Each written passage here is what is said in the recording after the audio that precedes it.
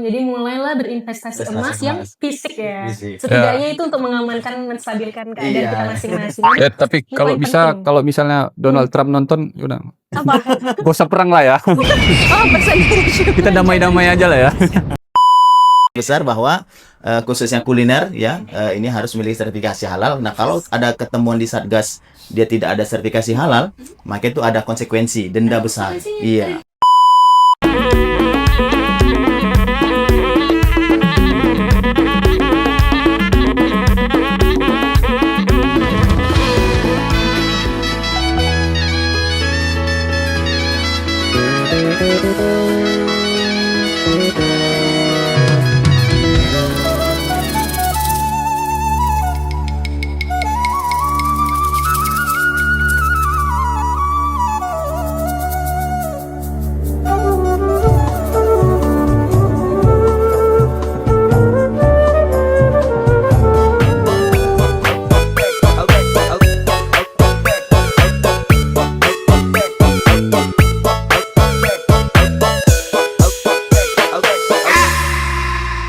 Selamat datang di podcast Pascalibah Bro. Wah. Oke, tepuk tangan dulu dong. Ada 1 juta penonton ya di balik layar. Hari ini penontonnya banyak banget karena Iya. tamunya spesial banget nih. Ada 2000 penonton nih. Spesial banget nih hari ini. Kenapa? Karena kekinian banget. Tema yang kita angkat hari ini tuh tentang ekonomi kreatif dan ekonomi syariah. Kira-kira narasumbernya siapa nih? Nah, narasumbernya tentunya yang berkompeten di bidangnya. Jadi beliau ini sudah malang melintang di dunia akademik dan mendalami bidang ekonomi syariah dan ekonomi makro itu. S1-nya ekonomi. S2? S2-nya ekonomi lagi S3? syariah. S3-nya pun ekonomi lagi Ada rencana syariah. mau ngambil S4 juga apa enggak? Guru besar yang Menuju sama. guru besar. Kita kenalan sama Bapak Dr. Muhammad Syabudi MA. Oke, tepuk tangan Yeay. dong. Boleh Pak, mungkin kenalan-kenalan dikit profil Bapak singkatnya. Biar kita makin hangat gitu ya. Ya baik, Assalamualaikum warahmatullahi wabarakatuh. Perkenalkan saya secara akademis ya Dr. Muhammad Syabudi, SEIMA. Nah, tadi sudah disampaikan oleh host kita untuk riwayat S1 kita ya ekonomi syariah. Kemudian saya melanjutkan S2 ekonomi syariah dan alhamdulillah kemarin di tahun 2024 saya juga menyelesaikan S3 ekonomi syariah. Wah, luar biasa. Saat ini berarti Saat ini Bapak- saya tugas di Fakultas Ekonomi Bisnis Islam UIN Sumatera Utara. Untuk mata kuliah khusus saya adalah ekonomi makro Islam dan beberapa artikel, beberapa penelitian saya memang banyak meneliti tentang ekonomi kreatif. Berarti dosen, peneliti, bahkan penulis buku. Luar biasa ya. Ini hanya baru sebagian kecil dari buku beliau. Iya, iya. Ini ada buku tentang UMKM digital ya Pak. Digital. UMKM kreatif, Kreatif, ya. sama ekonomi kreatif. Ini Kreatif kreatif khusus kuliner, semua iya. ini. Ini memang kekinian banget nih Pak. Karena kita lihat di zaman sekarang ya, di era sosial media, banyak orang yang berkarya dan menuangkannya di sosmed. Nah menurut Bapak yang kayak gitu itu cuman sekedar menuangkan karya atau sebetulnya punya peran strategis untuk menopang ekonomi bangsa Pak?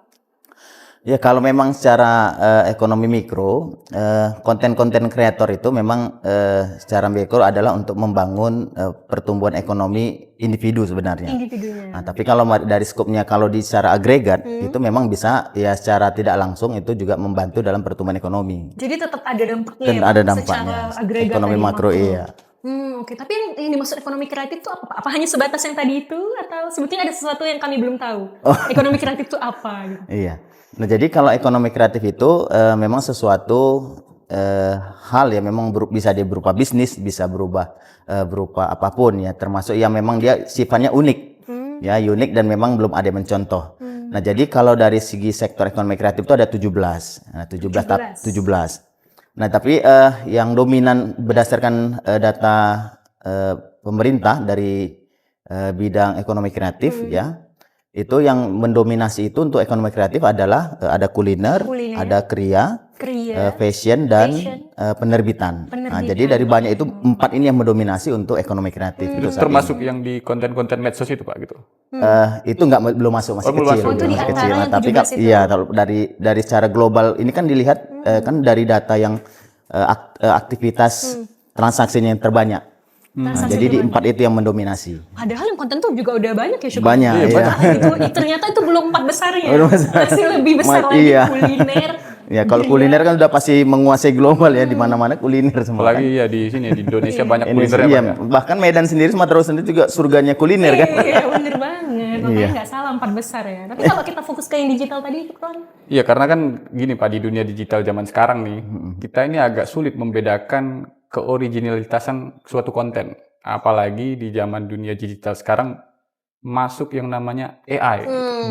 Gimana kalau dari tanggapan Bapak Muhammad Syahbudi, kira-kira tanggapannya dari ekonomi, kacamata ekonomi gimana kira-kira Pak? Iya, kalau AI itu memang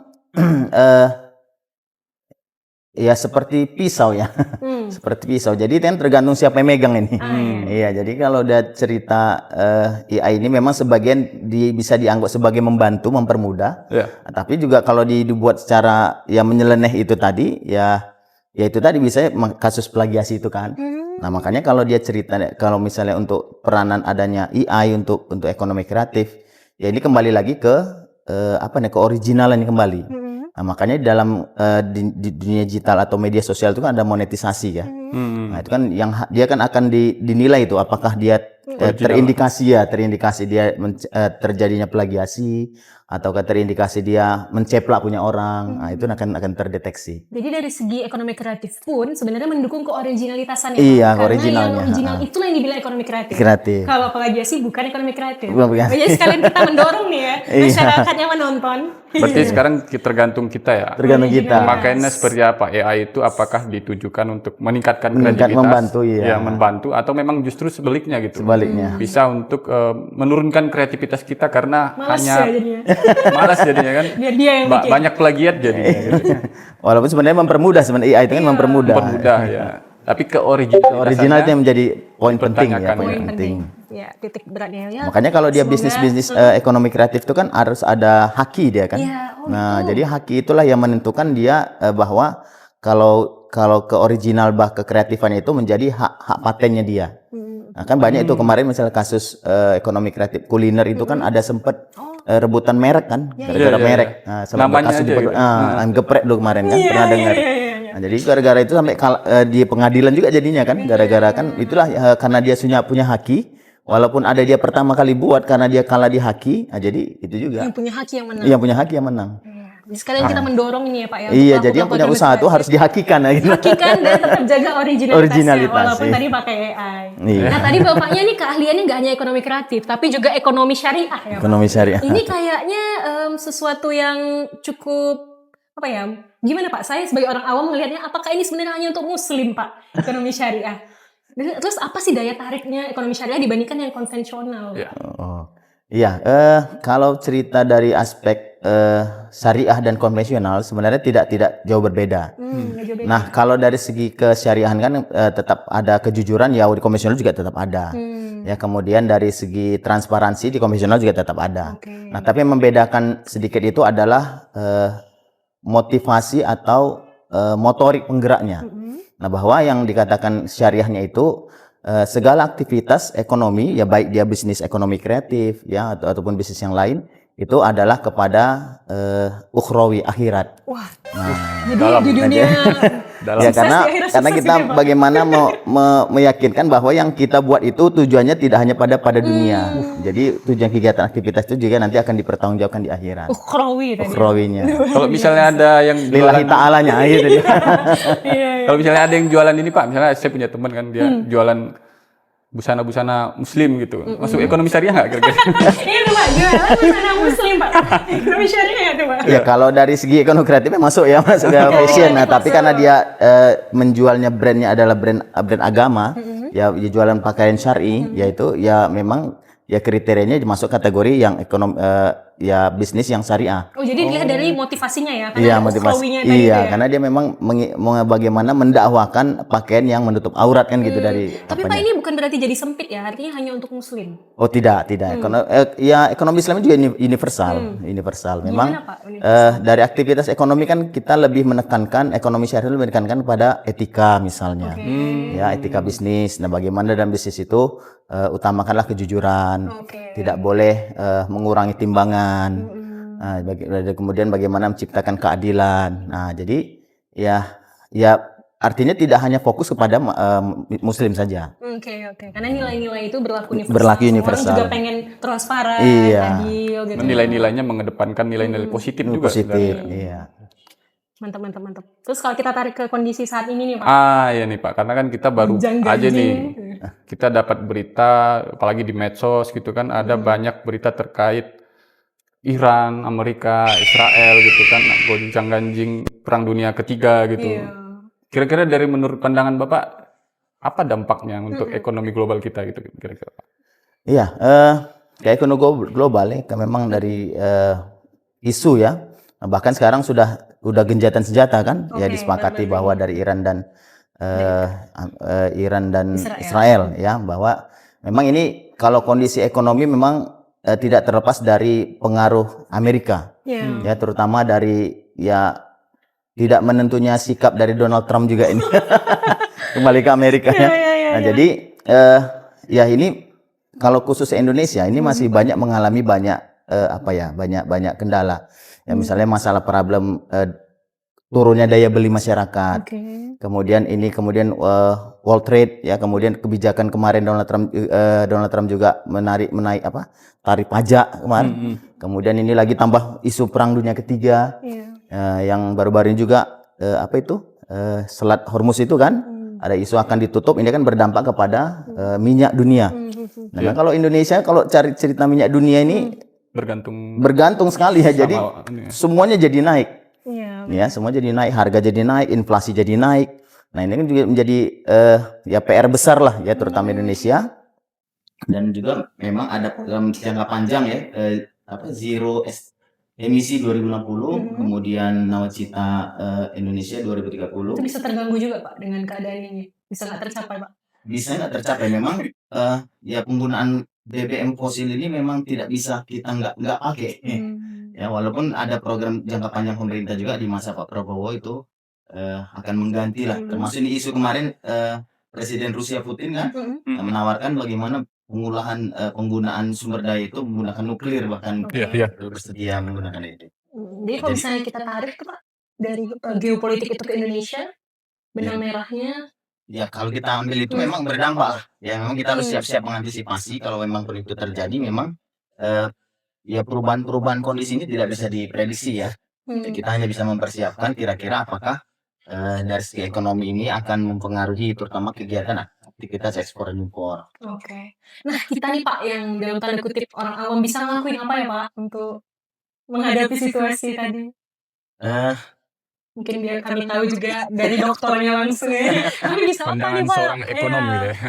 Ya memang kalau ini kan mengakibatkan dua ya, apakah dia masuk kategori krisis atau masuk kategori yang darurat. Nah, kalau kategori krisis ini kan jadi lebih kepada pengamanan dari segi infrastruktur ya, fiskal. Nah, tapi kalau darurat ini agak susah nih kalau mengalami, bisa juga nanti dampak kepada hiperinflasi ya. Memang ada beberapa tokoh mengatakan ya persiapan itu ya investasi kepada investasi emas misalnya. Wow, itu dia kata kuncinya ya guys. Investasi. Dokternya bilang investasi emas ya. Terus ada lagi nggak Pak? Investasi emas itu bukan yang di dunia digital ya, fisik yang kita fisik, fisik. Karena 2030 ini ada isu-isu yang ada kembang hacker, kan? Kemudian ya keamanan lah. Iya, ekonomi. Nah, itulah satu di antara untuk menanggulangi. Jadi mulailah berinvestasi emas yang fisik ya. Setidaknya itu untuk mengamankan, menstabilkan keadaan kita masing-masing. Ya, tapi kalau misalnya Donald Trump nonton, udah. Apa? Gak usah perang lah ya. Kita damai-damai aja lah ya. Ada lagi itu Syukran. Apa itu? Perdamaian.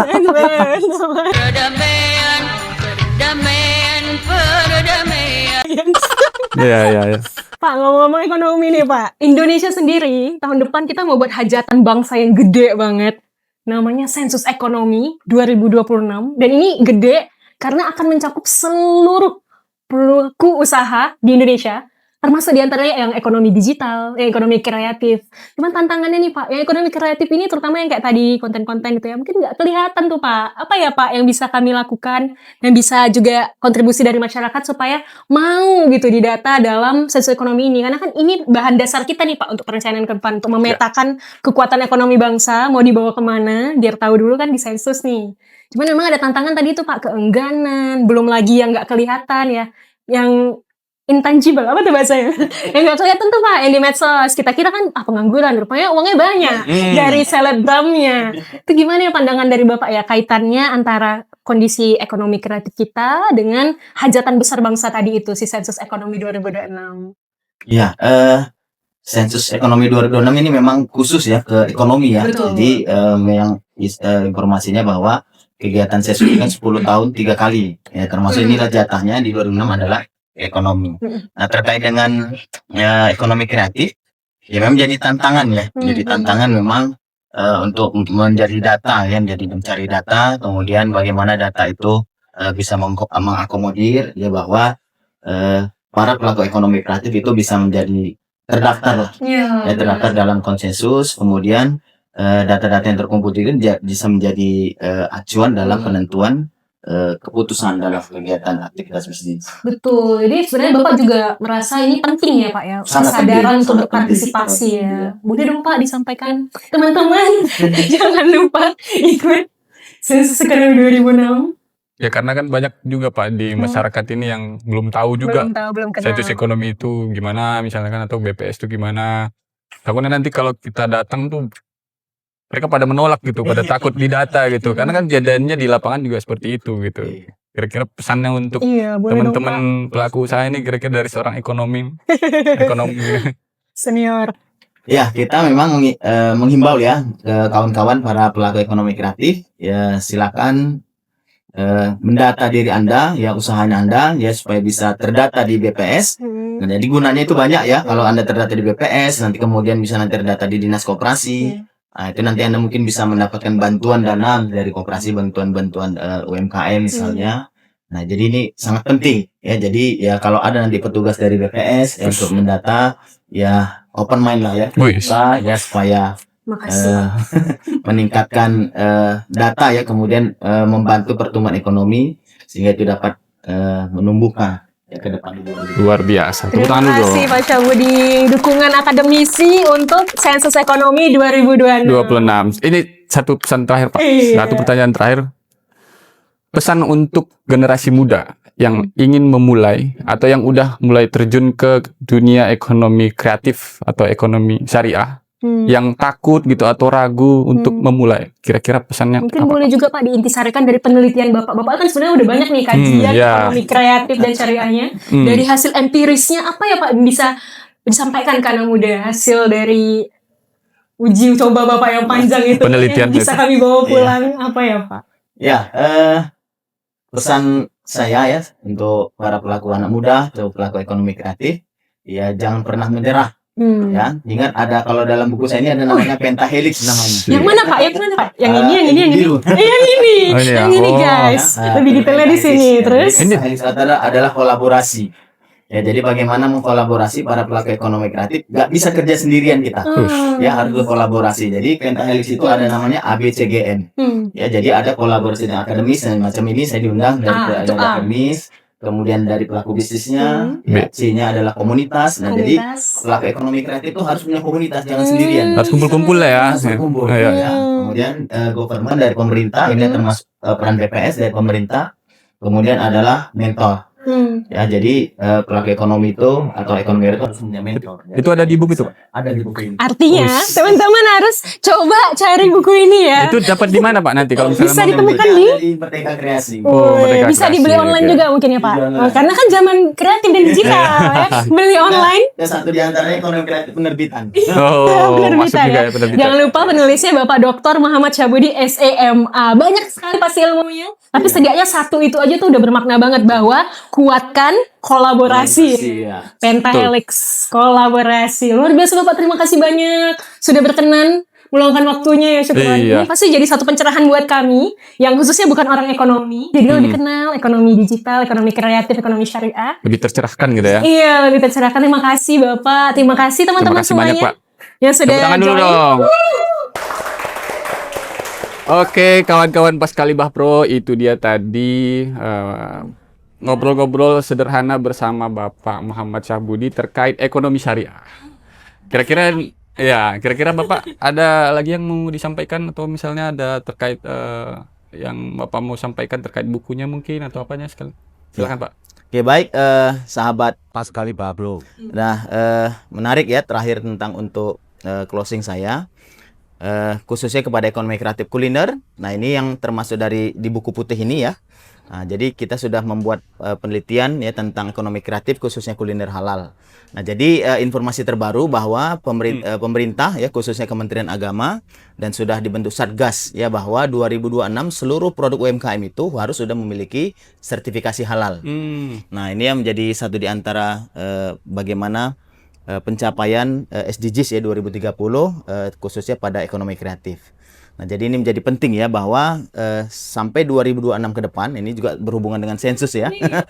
Sensus BPS Sama ya 2026. 2026. Jadi PR besar ini ya. Jadi tugas besar bahwa khususnya kuliner ya ini harus memiliki sertifikasi halal. Nah, kalau ada ketemuan di Satgas dia tidak ada sertifikasi halal, maka itu ada konsekuensi, denda besar. Iya. Ada dendanya sampai miliaran bahkan. Kami berterima kasih loh Bapak. Jadi teman-teman yang nonton yang punya usaha kuliner dan Iya. harus disertifikasi Sertifikasi halal. paling maksimal 2026. 2026. Dan jangan lupa 2026 ikut Sensus ekonomi. Iya. Luar biasa ya. Ya, itu sebenarnya di bukunya udah dijelasin juga Pak. Sudah dijelaskan dalam peraturan Bahwasanya itu adalah program pemerintah juga. Iya. Diwajibkan di tahun 2026 bersertifikasi halal. Oke, itu dia kawan-kawan Paskalibah Pro. Kita sudah mendengarkan banyak sekali materi dari Bapak Muhammad Syahbudi. Nantikan lagi episode selanjutnya untuk narasumber yang lebih informatif tentunya ya. Di mana? Di Paskalibah Pro. Jangan lupa like, comment, dan subscribe. Oke, sampai jumpa. Oke, tunggu. Terima kasih Bapak.